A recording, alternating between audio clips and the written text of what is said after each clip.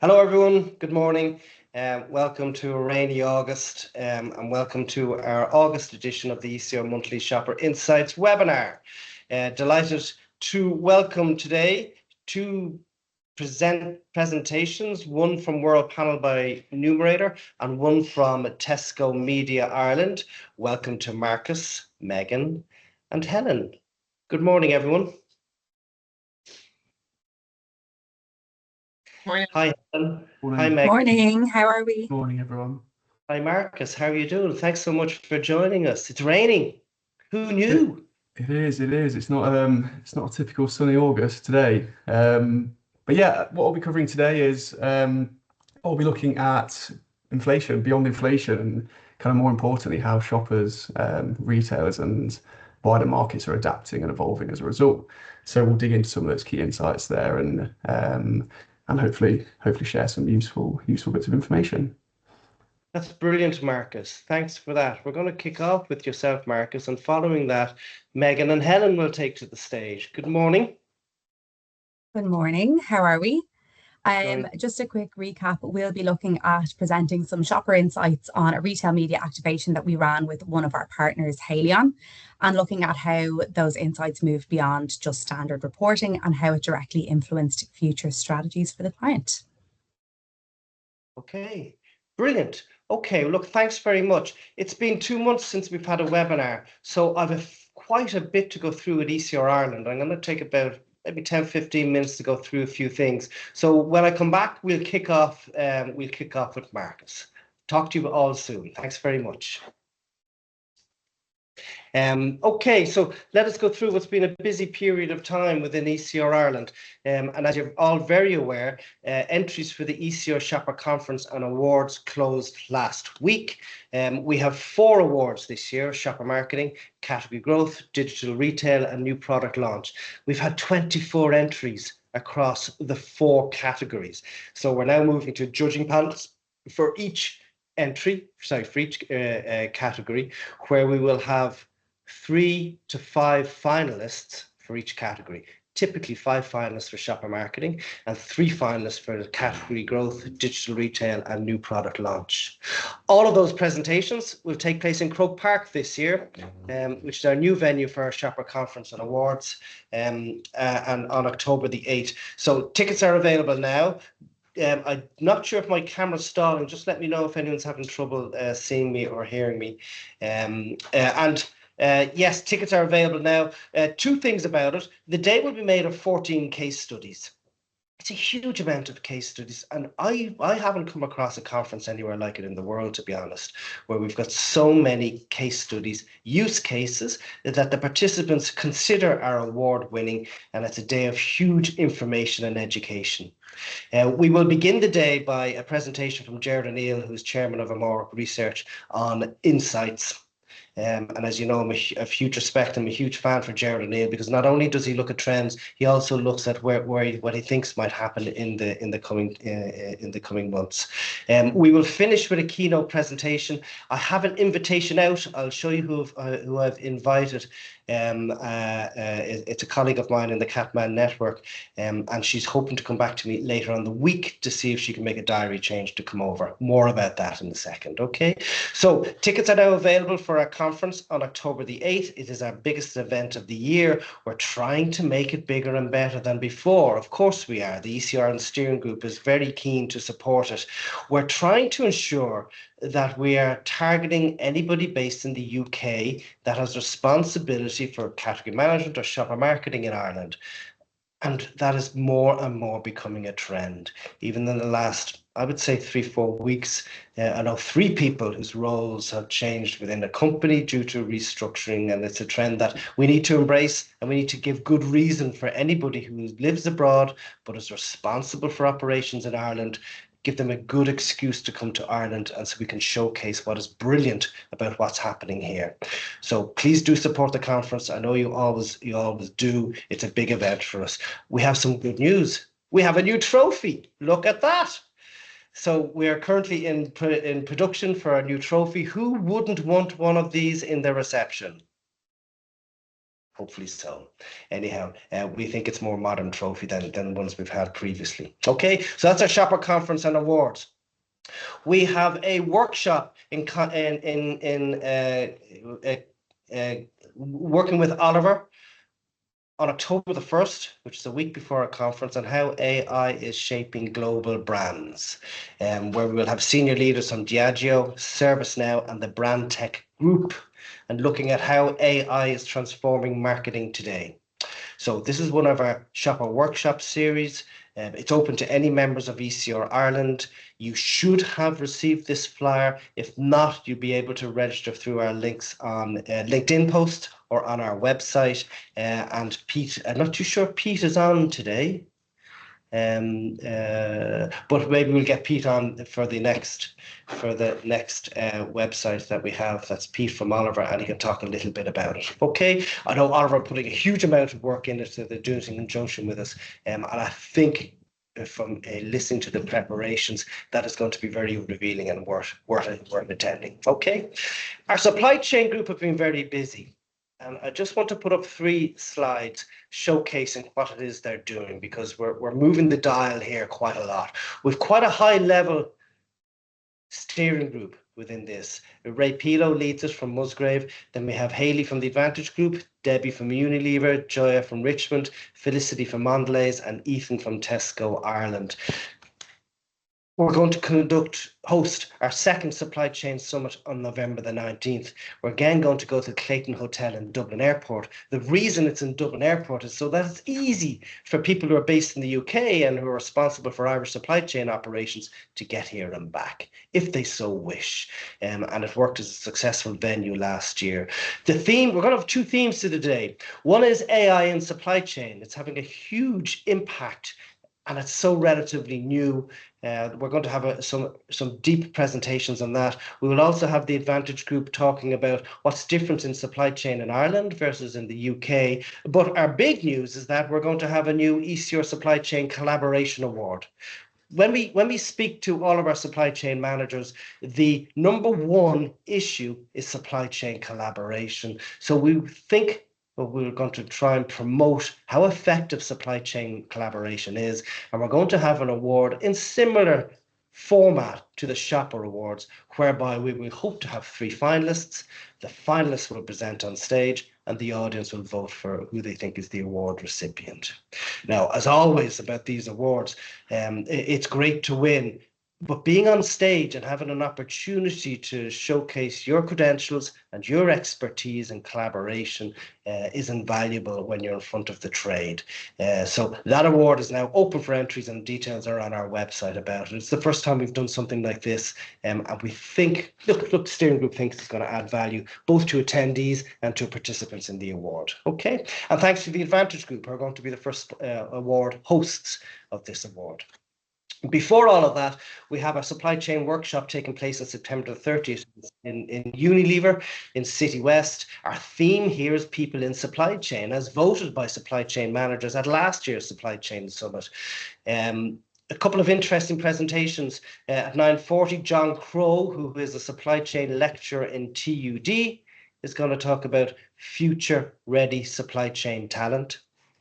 Then we're going to have 3 company case studies looking at how do companies develop, attract, and retain people in supply chain, because there's so much change occurring in the skill set requirement of supply chain people. Already confirmed is Tesco as our retailer, Primeline as our service provider, and I hope to get a supplier to speak as well. Okay.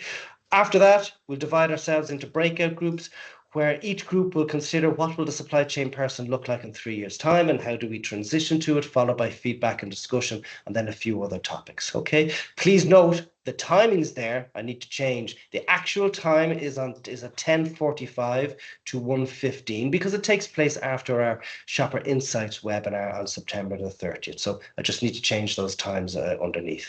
Okay, so that's all supply chain. Please do forward that information to your colleagues in supply chain, and these slides will be available on the website after our conference. Okay.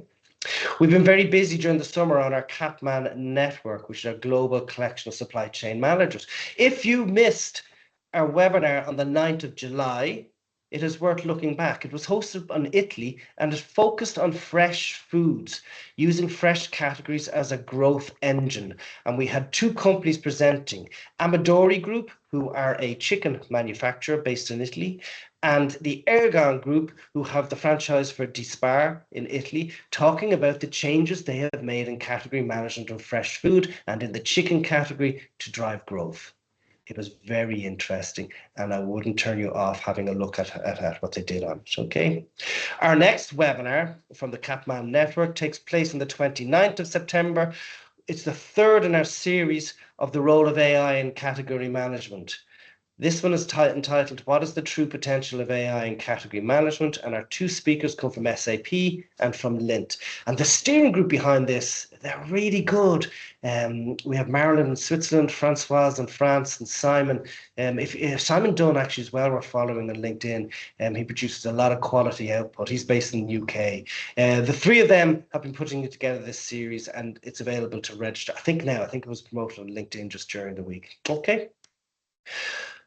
If you have been keeping up to date with the Capman Network expert articles, I think they're very good. And I think our last two are worth a read.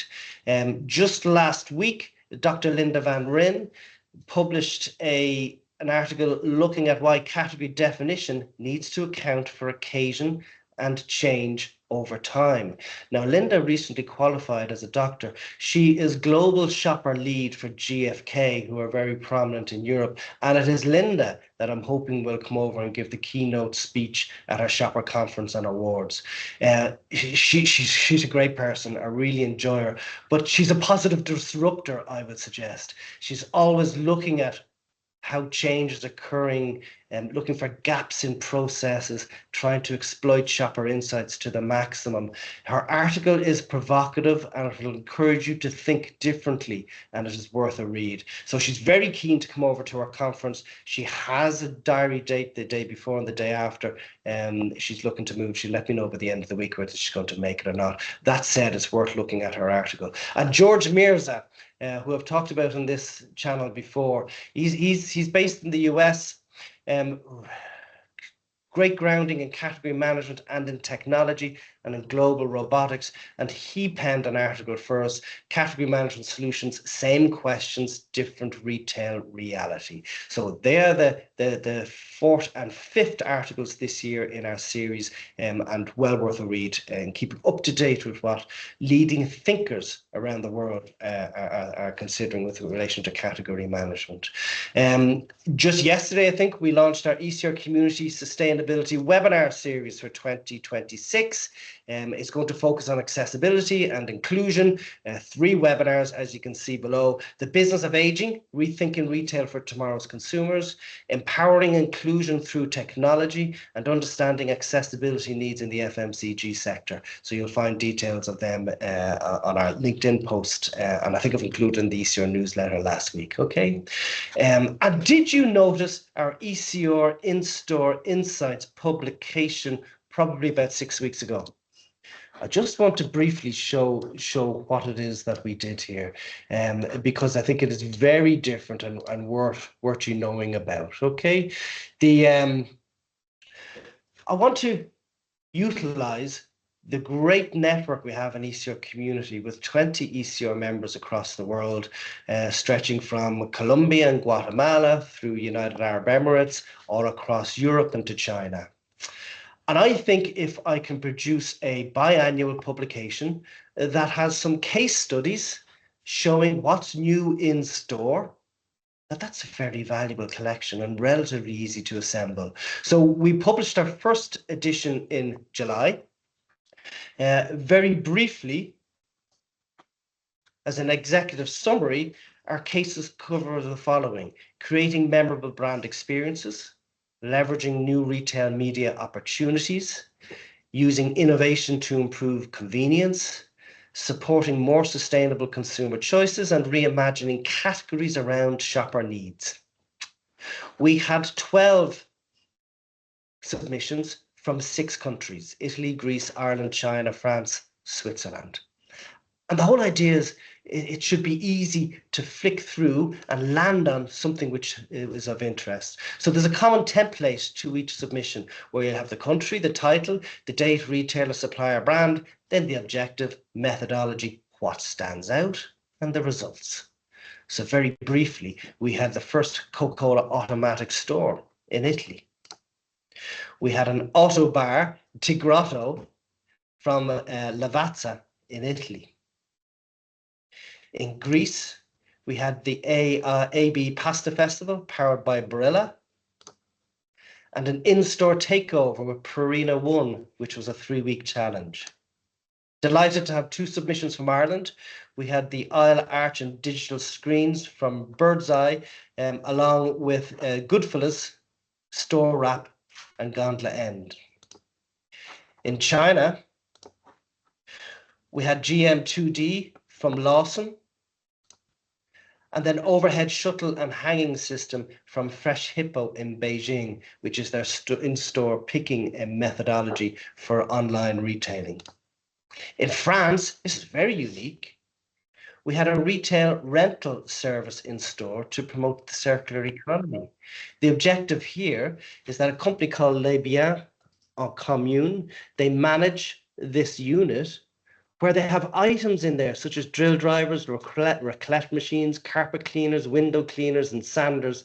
They maintain the items, and shoppers are allowed to take the items, rent them, and return them. I think it's very good. It's very interesting.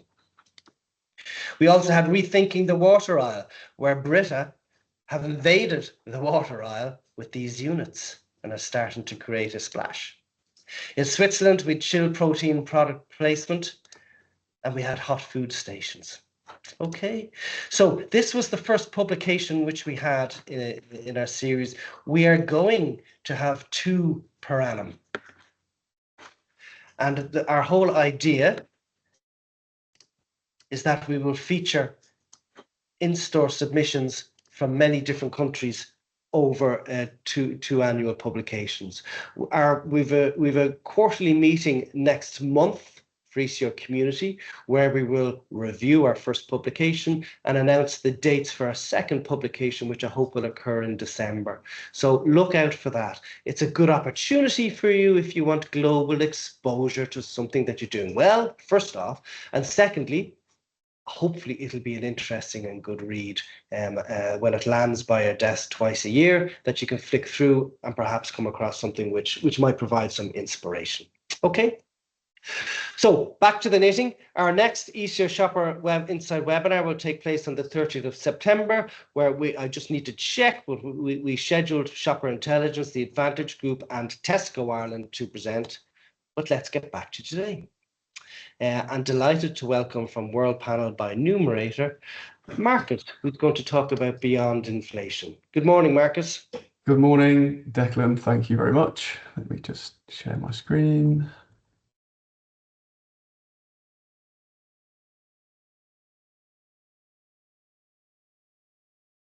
Okay, how's that showing? Perfect. Over to you. Excellent.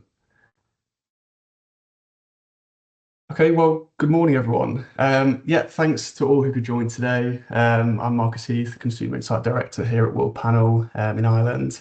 So today I'm going to look at what's happening beyond inflation, and more importantly, how shoppers and retailers are evolving as a result. So we've seen a huge amount of change in the last few years, and that continues, even in more recent times. It's a consistently dynamic market. But the interesting question is, what behaviours are we actually seeing that are sticking, and what that may mean for the retail market in Ireland right now? So that's what we'll explore today.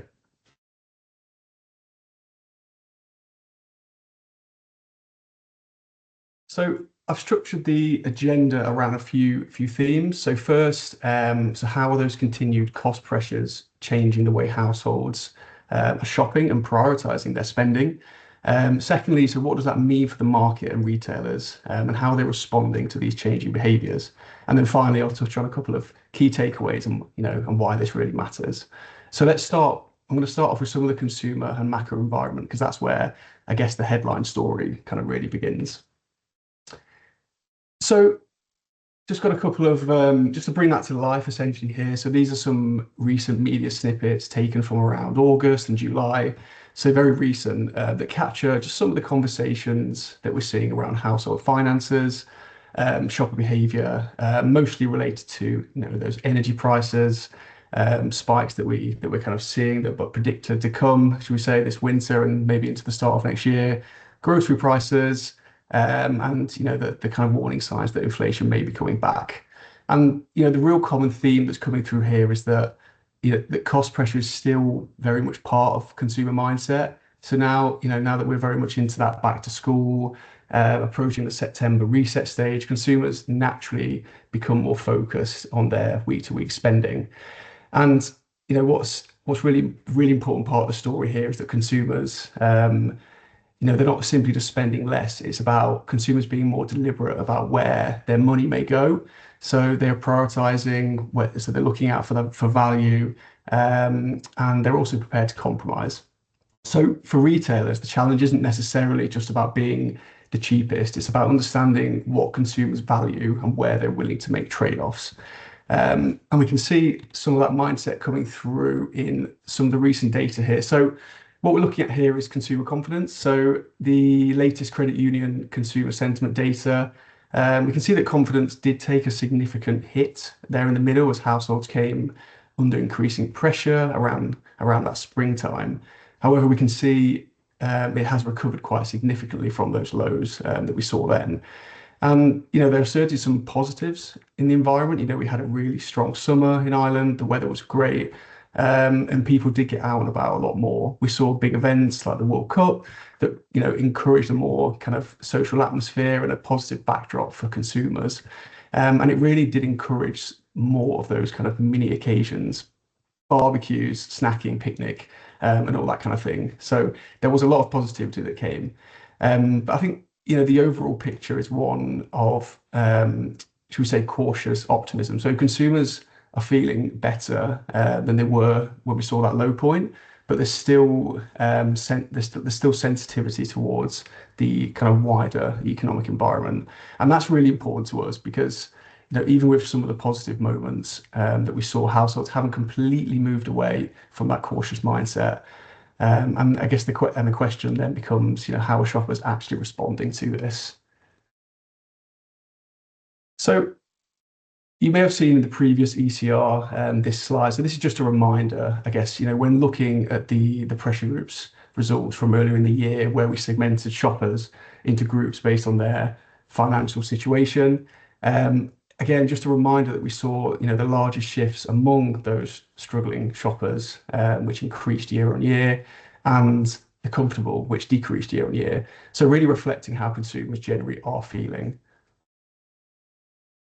And, broadly, we're seeing shoppers respond in kind of two ways here. So they can either adapt, essentially absorbing the additional cost and just adjusting their household budget around it. So they're kind of just taking the hit and accepting it, or they can mitigate, actively looking at ways to offset that pressure. And that can mean, a couple of various methods or tactics. So it could be trading down, could be switching retailers, maybe looking for more promotions, or just simply buying a bit less each time that they go to store as a way of kind of coping to these rising pressures. And, increasingly we're seeing shoppers kind of trying to effectively manage that trade-off between what they want to buy and what they can afford. So this is really that behavioral bridge between, what we're seeing in the broader economic environment that I spoke about beforehand and what we're seeing now within the grocery market. So, I guess the key point I'm trying to make here is that, it's not just about simply spending less. It's about finding ways to make the budget work, and so shoppers can continue getting what they want. And when we look at those groups again here, so we've got the same groups as we looked at a couple of slides back, just looking at the 5 ways that shoppers are trying to manage spends. So this is a really kind of powerful slide. So, the number one being using loyalty cards. So that's the main way that we're seeing, the most kind of feedback there. Buying on promo more often. So shoppers are, continuously promo savvy. They're looking at what deals they can get. That may involve comparing retailers, and hence where we might see some of that switching. Vouchers and coupons. We know some of the retailers offer great vouchers. they offer great coupons, so they're attracting shoppers that way. And and the other one is just simply buying cheaper groceries. So that may mean that trading down element. They may be moving away from brands. They may be moving away from from some of the more expensive groceries and into those cheaper products. So there's a kind of a combination of ways that that we're seeing shoppers tackle what's out there in the market. So what does that mean then for the market? So I've talked about the pressure consumers are facing, how they're adapting to it, but what does that actually mean when we start to look at the grocery market? And this is where it kind of gets particularly interesting. So let's look at growth and some of the drivers. So if we stand back first of all, so here we've got market performance, looking at value and pack spend. So when we look on the left, the total market over 3 years, we're seeing strong value growth of 16.3%. So that's up. Over the last 3 years, it's up 16.3%. So a really large growth there. And year on year, we're up 4.7%. And then when we compare that to on the right hand side, when we look at volume, we're seeing a much more modest growth of 5.8% over the 3 years and a smaller growth year on year. Although we are seeing a slight uptick in the most recent period on packs. But what we're seeing generally is a trend that there's a clear gap between how much the market is growing in value and how much additional product is actually being purchased when in store. And that tells us that market growth is being driven much more by higher spend, telling us that consumers are spending a bit more, but they're not necessarily buying proportionally more when they're out in store. And that's what we'll look at. So when we move into looking at the behavior over time, so here we can really see how that trend and how that shopper behavior comes into force when we look at that alongside inflation. So starting on the left, we can see where inflation was kind of at its all-time peak. Inflation really rose up to that around that 60% mark, and we saw the effect it had on packs. So we saw volume drop, and spend went up obviously as prices went up. And what's particularly interesting is that packs per buyer did pick up as we move through the period. We can see where inflation softened, consumer confidence perhaps recovered. So we saw that recovery piece where shoppers were buying a little bit more. But since then, we have seen a slight rise in inflation again, and pack and volume has now been back in negative territory for the last kind of 12 months or so. We have seen a recent spike, which is encouraging. I think a lot of that kind of correlates to this, maybe the sentiment, maybe the seasons, and the kind of the summer season that we had, and all those things that I mentioned before. So we did see that spike, but it's one that we're kind of cautious about and what may come as we move forward. So I guess the summary here is that pressure does seem to have eased a bit, but that more disciplined shopper is still very evident in the data. So now we're just looking at some of those overall shopper KPIs and some of the drivers here. So this is, here we see that interesting shift. So, average shopper frequency is up 2.3%, while spend per trip is up on average by 26 cents. And importantly, we're seeing packs per trip are actually slightly down. So shoppers, again, just to reinforce that point, they're not necessarily putting substantially more product into their individual basket. Instead, that they're spreading their grocery spend across more shopping occasions, and that's when frequency becomes increasingly important. And even every additional trip represents another opportunity for a retail to win that overall shopper spend. And that's the kind of key message to call out here. So in a market where shoppers are becoming more deliberate about their spending, the battle isn't just about the basket size, it's increasingly about winning that overall trip. And that brings us to loyalty. So if shoppers are making more trips, here we've just got a bit of a snapshot of some of the activity that we're seeing out in the market today. So retailers have more opportunities to engage them, but they also have opportunities to lose them if they're not capturing shoppers in the right way. And we're seeing retailers increasingly use loyalty programs as a way of delivering visible kind of immediate value to shoppers. And you can see that coming here really clearly across the market, whether that's through Lidl Plus app, Tesco, Clubcard Prices, Done Stores with the voucher and the value, that value proposition there, and Super Value Real Rewards as well, which has really ramped up recently. So there's lots out there, and they're becoming increasingly more important and being used as a value mechanism. So it's really giving shoppers a reason to choose that retailer and a reason to come back. So as shoppers continue to manage their budgets, value and loyalty are becoming really increasingly important and kind of intertwined. So that raises the question for us, if shoppers are actually actively managing where they spend, so which retailers are actually winning some of those shopping occasions.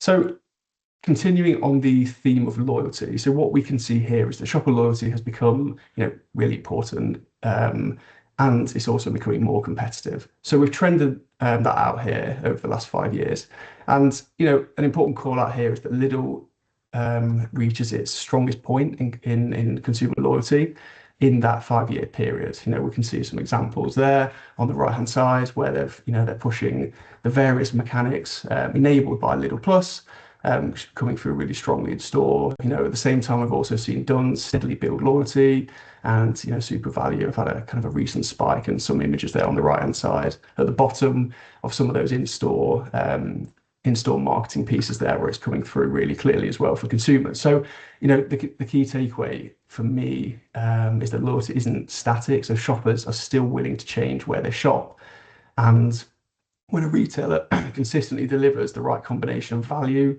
range, experience, that behavior can translate into a stronger repeat rate and bring shoppers back in. And this is particularly relevant in the current environment as cost pressures do remain. Shoppers are becoming more deliberate about where they spend their money, and therefore loyalty becomes less simply about just the loyalty card. It's about giving shoppers a reason to come back and visit and spend more. And that takes us into Lidl particularly, because we can see that loyalty translating into a bigger share of the shopper basket, where we see a bit of an uptick in some of the performance here. So dropping that down into how that's translating into volume performance, and we can see very clearly what's happening here. So again, so Lidl continues to grow its share of the total basket, and importantly has reached its highest position in the market in recent years. So it isn't simply about attraction of shoppers into store, it's increasing the role it plays in the overall shopper mission, and that's a really important distinction. So in the market where shoppers are spreading their spend across retailers, winning the trip is only part of the of the challenge.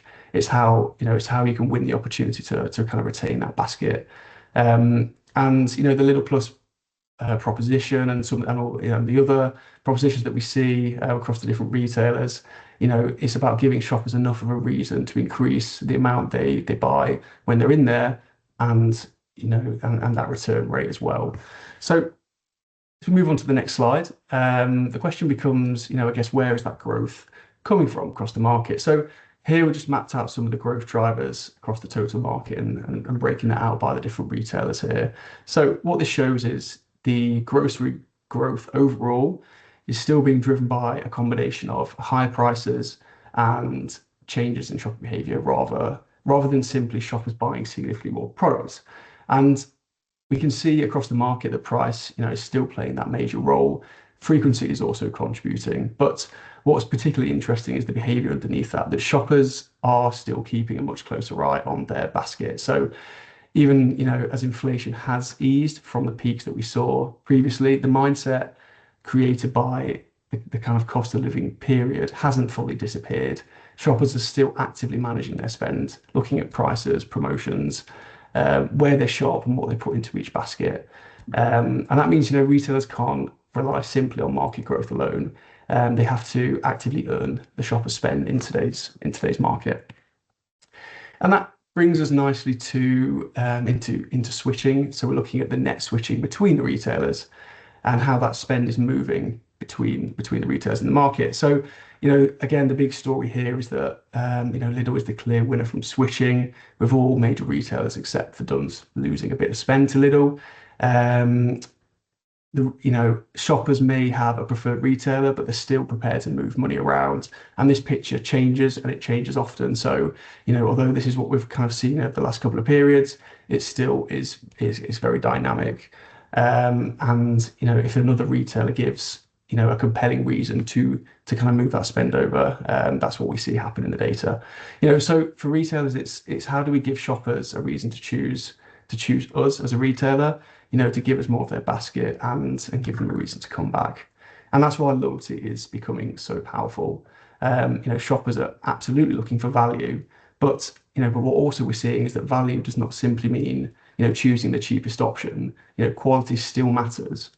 And here, what I've done here, I've just broken out the contribution to growth by brand and private label. So what we're seeing come through really clearly is that both brands and private label continue to grow. And despite all the cost pressures that consumers may be facing, shoppers aren't simply moving to the cheapest option available. Instead, they're making deliberate choices about where they save, where they choose to save, and where to spend, depending on that particular category or mission that they may be buying into. And that creates a different opportunity. We can see, for example, for Dunnes Stores, we're seeing a more of a brand-led growth with some own label products. On Lidl, it's more of an even split. And the implication is that success isn't just about choosing between brand and private label. It's about offering the right balance of choice, accessible. Offering, I guess, a range that's accessible, for those value-conscious shoppers, alongside products that may justify paying just that little bit more.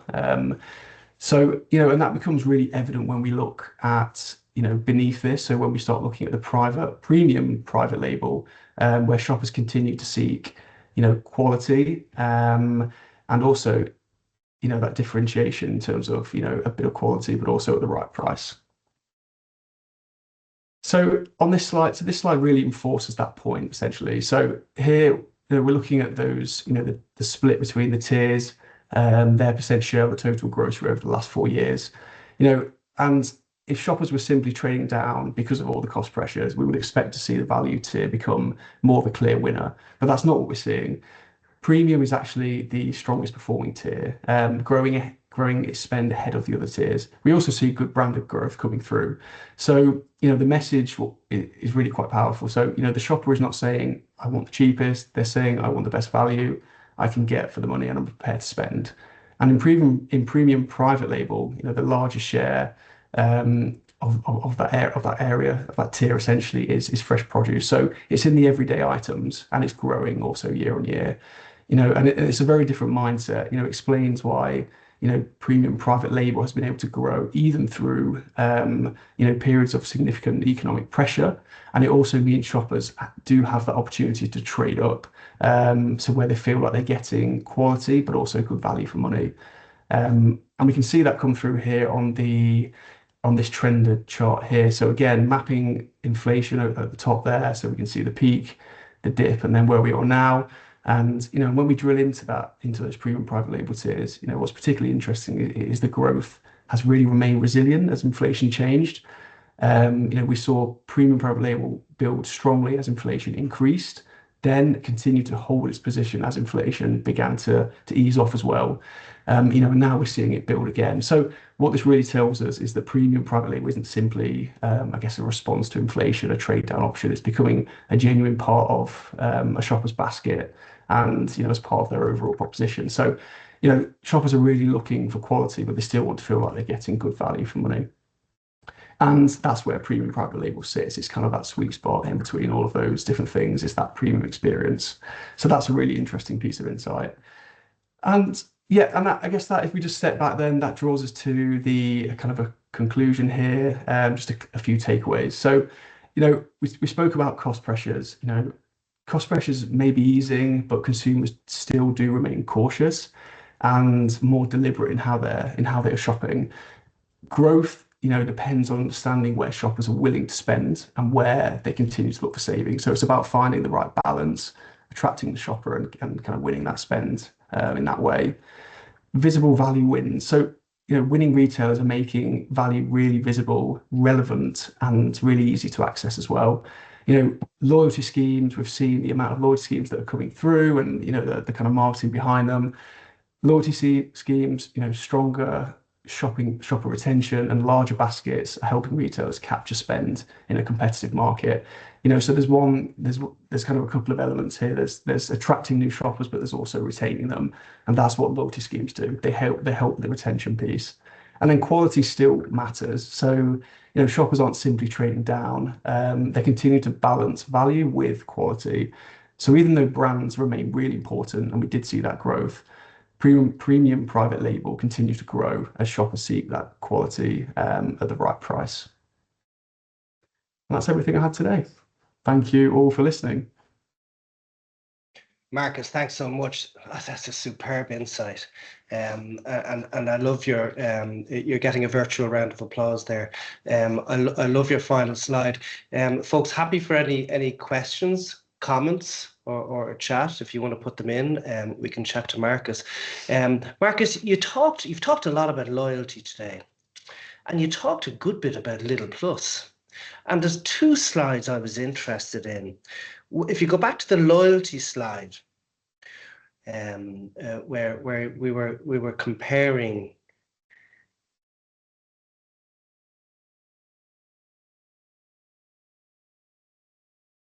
And the chart is the next slide, you have it graphed out. So when I was looking at this slide here, I was looking at total Lidl and total Aldi.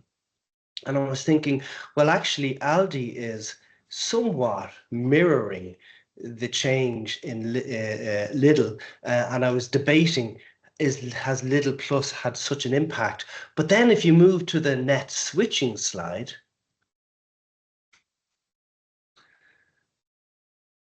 and I thought, wow, look at the difference between Lidl and Aldi. Am I right in this assessment? Is this Lidl Plus having a big difference here? Yeah, we believe so. I mean, the points. So Lidl added their kind of points addition to the app in the kind of later parts of last year, and we did start to see more of a kind of reactive growth coming through then. So we saw more engagement. That's where we saw some of the figures start to change more. So it's that. I guess in terms of how shoppers have reacted to the app and to the changes, and because of the points, it's encouraged that repeat rate. It's the build up of points to then come back into store and kind of cash in on what you've bought. So that's a big part of where we've seen the kind of performance really ramp up. So again, it's back to that piece around retention and keeping shoppers coming back into store. It's that hook element, and yeah, that's absolutely something that we feel we've seen in the data. Okay, and do you or does anyone know, have Aldi any intentions to launch their own loyalty scheme? This isn't something I know you would have insight in. It's probably a question out to the general audience. Surely they've got to react. Yeah, I guess the recent campaign, Audi are particularly focused on the kind of core roots of discount and low prices. Visiting an Audi store, it's evident that their prices are very competitive, and they still hold that position in the market, and that's where how they've always been essentially as a really kind of hard discounter. But yeah, to your question, I think that's something that they're going to kind of maintain at this point in time, I believe. Yeah, okay. Look, they've got a very effective advertising campaign. Rebecca's just reminded us that Aldi's ads are saying that they don't need loyalty schemes, just good prices. There we go. Talk to me a little bit about inflation, Marcus. It's a serious driver in value. We're seeing very little change in volume, albeit 1.4% increase in volume this year. But inflation this year is at 4.2%. Do you have any view on where you think this is going? Now, it's a difficult question. You don't know the sure. No, it's a difficult question, but I guess we can only go off I guess historic trends and the bits that we see coming through in the data and forecasted kind of pieces as well. But we've seen that slight slowdown in inflation in the last couple of periods. Consumer confidence slightly tipped up, volume slightly tipped up, which is a first in a while. But whether that's just a bit of a flash in the pan, it could be. We're seeing lots of kind of scaremongering articles around inflation might come back, energy price rises and so on that may come into effect in the winter. and so on into the new year. So it could. My kind of thought is that it may tick back up, as we move through into the colder months. It could still be a bit of a delayed effect from the summer and I guess the really good summer that we had in Ireland, and where shopper confidence got really strong, and shoppers were out in stores more. So whether that's just a bit of a a one-off, and then we might see things resume back, potentially, yes. Okay, all right. I'd be interested in people's overall views on inflation and in how they think it might move over the year. Thanks, Ruth in NIQ. Has everyone seen, if you go to your chat, the picture that Ruth has just put up, the advert from Aldi, which says "still the cheapest, even without a loyalty app thingy." There we go. It's brilliant, isn't it? And it's great advertising. However, you could re-refer to your brand switching slide, and if that trend continues, perhaps that is showing that the Little Plus ad is having more impact in store. So it's a useful trend to watch. Marcus, that was brilliant. Thanks so much. Really hard-hitting insights and factually based, along with you adding value to those opinions. So really appreciate it. Thanks so much. No problem. Thanks, Declan. Okay, delighted to welcome on stage Helen and Megan from Tesco Media. Good morning, Helen. Good morning, Megan. The stage is yours. Good morning. How are we? Good morning.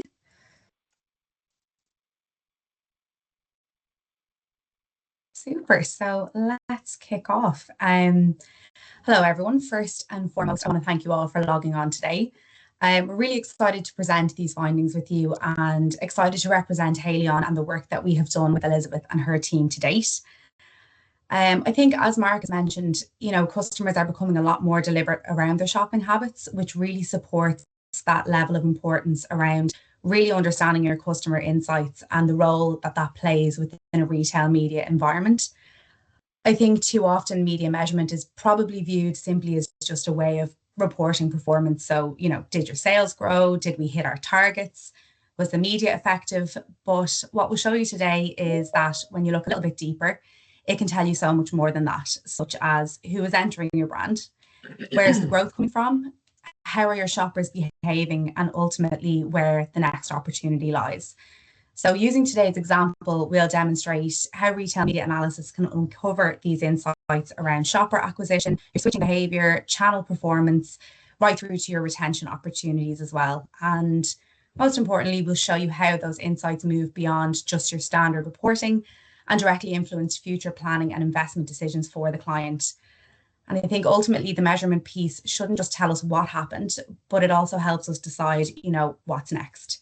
And as we say to all our partners, it's not just a scorecard, it's a source of shopper insight that can really help the suppliers and our clients help shape their future strategies as well. So if we move on to the next slide, we'll take you through some quick formal introductions. So my name is Megan, and I work as Head of Non-Food Media Planning here in Tesco Media Ireland. And hi, I'm Helen Beecher. I lead the performance and measurement team within Tesco Media. Super, thank you, Helen. So if we move on to the next slide, we'll do a quick recap on the brief. So the client was launching a new product within their Sensodyne sensitive portfolio, but they also wanted to look at how they could help drive the overall brand and the overall category within the process as well. So the objective wasn't just to launch Sensodyne Advanced White, it was to use an integrated omnichannel strategy to drive overall brand awareness, recruit new shoppers into the brand, but also grow the wider portfolio in the process. So the campaign itself ran from the 4th of March until the 4th of May this year, and the total coverage was across 148 stores within the Tesco estate, and our very first market store activation, which ran in 2 of our Tesco stores for a 5-day period. I think it was important to note also from a digital perspective, Tesco has grown 16% year on year. So we knew this was a really important channel for them to invest in order to really overall contribute to the success of the activation. So if we move on to the next slide, we can have a look at essentially what this activation looked like in situ. The campaign was designed around a very simple principle. show up consistently wherever the shopper is. It's that simple. Or is it really? So online, we drove awareness and consideration through the Tesco.ie platform, through branded banners and search banners to target customers while they were browsing online. So this would have included customers that maybe already bought into the brand, maybe customers that haven't purchased into the brand yet, and maybe not even purchased into the category within Tesco at all. So kind of overall, a really important awareness piece. We then included sponsored search. So as the customer was actively searching relevant products and ready to add to basket, so really influencing them at that very final moment. The online elements also allowed us to capture the attention of customers who purchase online, or for those who simply just browse online but actually conduct their shop in store. And I don't know if there's any real OG guys on the call here who would have heard us talk about our rosy shoppers over the years. So our customers that would research online but shop in store. So moving on to the in-store, we reinforce that message through dynamic digital content on our new totem screens right through to the point of sale, which was essentially the very moment of truth. The most exciting element of this campaign, however, was the first to market store within a store activation, which ran in 2 of the Tesco stores for a 5-day period. And here we had Sensodyne's very own dental professional on the ground, engaging and educating customers. And during this time, they actually tested customers' levels of sensitivity on site. So really creating that overall interactive and immersive customer experience. So these media touch points connected into one seamless journey, and the result was a really highly visible omnichannel campaign that kept Sensodyne front and center from the moment shoppers started searching right through to the point of purchase. And I think it's really important to remember that within a retail media environment, consistency creates familiarity.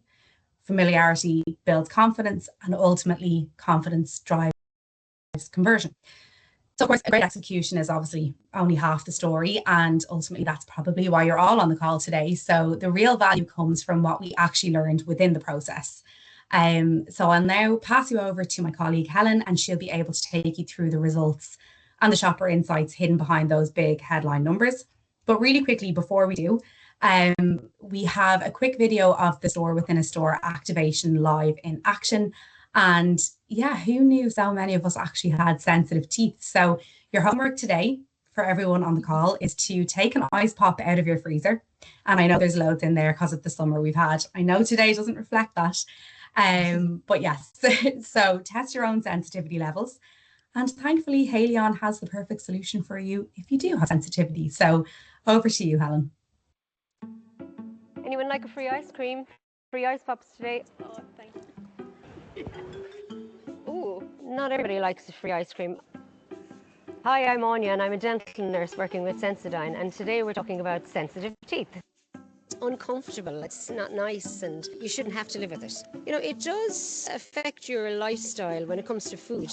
You know, and it can put you off cold drinks, put you off ice pops, and you don't want to change your lifestyle. You want to be able to eat and drink what you can. Sensitive teeth can be really common, but it's more manageable with Sensodyne. Great, thank you, Megan. So let's get into what we learned about our shoppers then through the analysis of the media that we ran. Well, first of all, to get a good understanding of the store within a store activation, we worked with our client. They set their success factors about what success looked like for them with regards to engagement in store and sales. And during the 5 days in the 2 stores that we were active in, we can see that we exceeded the amount of client engagement, which then led to sales, both across the featured product of Sensodyne Advanced White, as well as across the brand, which is an important point we'll keep coming back to. So in addition, then, we wanted to understand with the rest of the media, how did we perform? And I guess here what we did was we looked at this campaign and we did a bespoke analysis over and above the media measurement that we usually provide for the client. And we wanted to kind of understand how this campaign performed and to understand what other aspects that the data would reveal to us about the shoppers. So first of all, we deduped our customers across the online and in-store for both customers and sales. And then we looked to compare this campaign period to a pre-campaign period. So taking the pre-period where no media was running and then comparing this to the campaign, we were able to show that we could drive an uplift in brand sales of 16% over the campaign, and this was over and above the category growth. And then looking deeper, we could see that this was coming from an increase of 11% of brand units sold and of 9% of brand customers. So in summary, the media delivered a really good omni-channel acquisition and brand growth for Sensodyne. We helped to recruit new shoppers and we grew faster than the category. We also uncovered, I guess, an opportunity which is really relevant to what Marcus has just talked about with regards to engaging and retaining customers through loyalty. So again, we'll touch on each of these points in the next few slides to dig a little bit deeper. So I guess a key takeaway for this Sensodyne campaign was how we were able to grow the brand faster than the category. And this insight into shopper behavior of not only the brand, but also the category showed us that even though we had a whitening NPD and new product as the featured product in all of the creative, the media that we ran actually influenced the total brand for Sensodyne, and it grew the brand faster than the category. And again, we'll talk a little bit more about how the sales then, or like how we actually delivered those sales. So looking a little bit deeper, what we could see was that in the case of this campaign, 69% of total customers were completely new to the brand. 60% were lapsed brand buyers. So again, really interesting to look at kind of the makeup of the customers that we were engaging and driving through to purchase. So the insight into shopper behavior led us to a recommendation, and this was the need to ensure that we now retained these shoppers and tried to prevent them from lapsing. The investment in media to do all of that hard work to recruit new shoppers worked, but now the real work begins, how to keep them. And we could also understand the pattern of existing Sensodyne brand shoppers switching to the on-promotion Sensodyne product. And as well as that, we drove 17% of shoppers to switch from competitor products into the Sensodyne range. And again, we could share further information, obviously more granular information with the client on who those competitors were. So this shopper insight reinforced, I guess, the expectations and maybe what the client already knew about what was going on within their category of customers who maybe shopped around for the best value or whatever product was on promotion. And again, kind of that maybe harps back to all of the insight that Marcus just talked about there about customers are savvy, they're looking for the best value, but if you can capture them and keep them within your range, you can end up growing your brand as well. But also we shone a light for the client on their competitor set, to ensure that we could maybe focus on continuing to target those customers that were switching away from brands into Sensodyne. So we provided a view as well of to our client around our Tesco family segments. So again, who over-indexed for purchasing during the campaign period. And I guess understanding all of these elements about the customers, so who's new, who's over-indexing in the profile of them, all of this can feed into, for example, an audience targeting campaign where you could design a creative that's going to speak to that customer audience, and then deliver the creative to the exact target audience through the Clubcard data that we have and how we can profile customers. And we had a really interesting conversation as well with the client about the timing of that targeted media potentially in order to follow up on this campaign.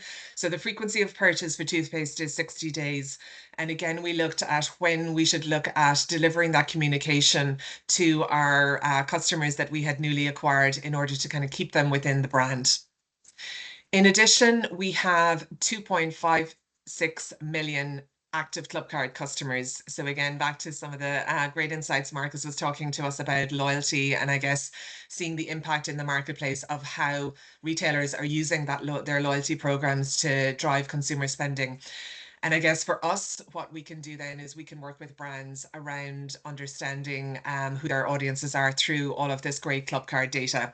So we can cut this data to look at different views as well and to highlight shopper behavior within the retail media campaigns that we run.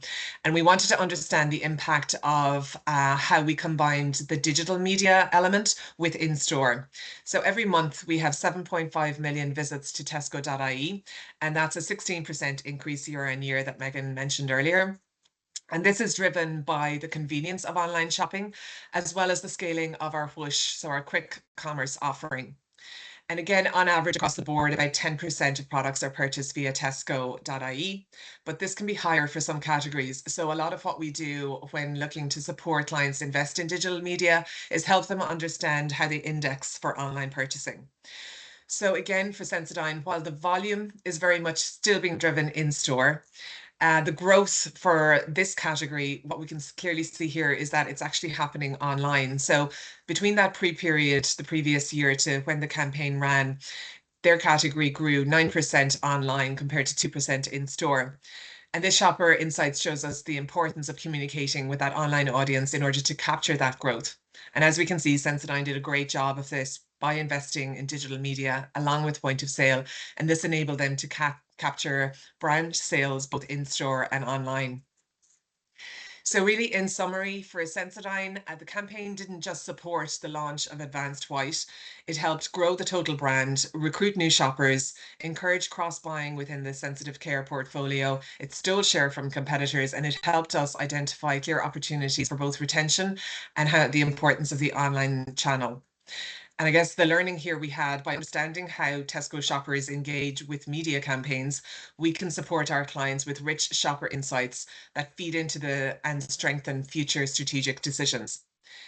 So thank you very much for listening today. We have a quote here from Elizabeth, and a huge shout out to Elizabeth O'Connor, the customer marketing manager from Haleon, who worked really, really hard with us on the execution of the store within the store, which you can imagine wasn't easy to do, but obviously from the results we showed was really, really successful. But also it was interesting to hear her takeaway with regards to what she learned from the bespoke analysis we delivered. And she really honed in on that idea of having a retention strategy following an activation like this, which maybe wasn't something that we kind of focused on previously. But again, back to maybe some of the insights that Mark has talked about with regards to the importance of, using the media, but then actually where the work begins of retaining those new customers that you have gained into your brand in order to secure them for the future. So huge thank you to Elizabeth, and thank you for listening, and we're open to any questions. Helen, Megan, thank you so much. And as Helen said, happy for any comments or questions to come through. One of the things I really like about our Shopper Insights webinar series is case studies illustrating great execution. And I think that's where we can have a good win-win between service providers and the listeners out there, where we're not just talking about a new product, we're illustrating great execution. And I think you did that today. So thanks so much to yourself, the team, and to all in Haleon for presentation, and well done. Helen, you talk a lot about how important the bespoke element of this is. Is that the game changer in this in making this a great execution? Yeah, so I guess in this instance we did a kind of bespoke analysis, so there was kind of further hours went in. As a standard in Tesco Media, we have really good, strong reporting on both in-store and online media. So like retail media is made up of a number of different channels. You're talking about out of home, you're talking about, in-store, and then your digital as well. So it's very hard to combine those channels together as well to look at a deduped view across. So that's why we wanted to take the opportunity with this campaign, because they were running a strong online element in addition to point of sale. So in some instances, we have to kind of do more of that bespoke measurement in order to take a kind of a view across a number of channels. And again, it's really dependent on what our clients want to understand as well. So we can test and we can look at control versus exposed as well when it comes to media activity to showcase any kind of learnings the client wants. So that could be from proving the effectiveness of media or a bundle of media running in stores, right through to looking at A/B testing creative to understand which message works better in store. And like we can see the amount of creativity that's kind of going on in store. And I think store within a store is just one example of that. There's a lot more theatre happening in store, and there's a lot more creativity being allowed through some lovely screens as well as point of sale activations. So really it's back to understanding what you want to prove and how we could potentially set up a test with you to ensure that we can deliver results, and then actually prove kind of and answer the challenge that you have within the business. So yes, we do offer bespoke, but it does take more effort. So again, we look at it on a case-by-case basis, but as a baseline, we have some amazing analysis anyway that we provide to all clients for their media. Brilliant, thanks. You mentioned that the category Sensodyne in the growth is online rather than in store. Look, I think that was a fascinating comment. Are there many categories like this? We don't need to go through naming them. And Yeah. are you and the brands within the categories aware of these categories, and why is it in this category? Yeah, like we can very easily see which products are over indexing for sales online. And again, I think for us in Tesco Media, we're kind of using that as a way to kind of start that conversation with brands as well about where their investment should go. So we all know the importance of digital in our wider worlds and like in kind of the wider media landscape, social media, YouTube, like CTV, connected television, everything is kind of been growing with regards to the consumption. And just look at your own consumption of digital media as well versus more traditional media. We're seeing the same trends within Tesco, where the growth of our online offering is growing 16% year on year. Obviously, there's a huge investment in the likes of Whoosh and quick commerce, and we can see that across competitors too. We talked a lot about like loyalty and personalization there as well, kind of from Marcus's presentation, and I guess investment in Clubcard from a Tesco perspective. Like our scan rate is 90% or over 90%. So again, our customers are seeing the value of that. So yeah, like we're seeing kind of shifts in some categories.